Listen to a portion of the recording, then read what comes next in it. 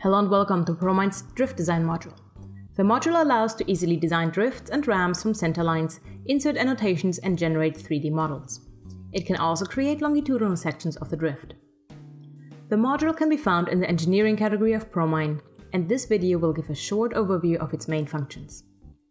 Starting with this drawing that represents the planning of one level, done with this module. On the right side, the planning has not been completed, so we're going to do this now. All information for this module is stored in the center lines, which are just polylines drawn with AutoCAD. We're going to use the command Edit Elevations, select the center line, and a menu opens that allows to configure all planning parameters of this line, segment by segment.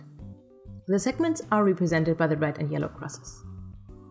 Let's select the first segment and begin editing.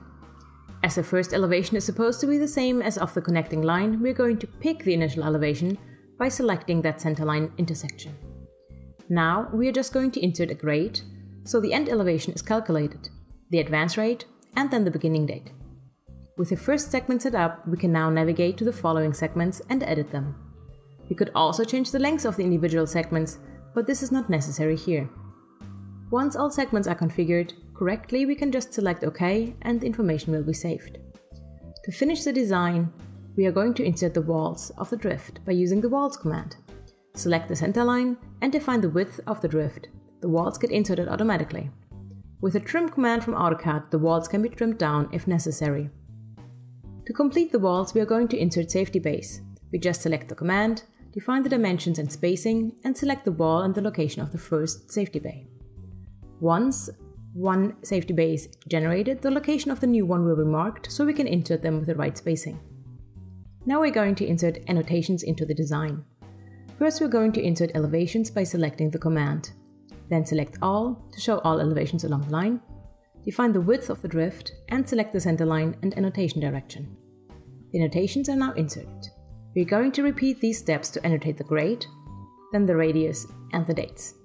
The annotation style with its text size and monthly colors are easily modified and customizable. Once the 2D design is completed, we can quickly create a 3D model of the designed drift. We select the Construct 3D Model command, select the center line, and define the desired dimensions and style of the drift. A chamfered arch or completely customizable drift style are possible. In the isometric view, we can see that the drifts fit well with the already existing drifts of this level. In the second drawing, we can see how easy it is to generate ramps with this module by just connecting these two levels. We're going to use ramp through curves, indicate the two polylines that should be connected, the curve radius, and the location of the center of the middle curve. With this information, a preliminary ramp is created, with a curve on each end and one in the middle.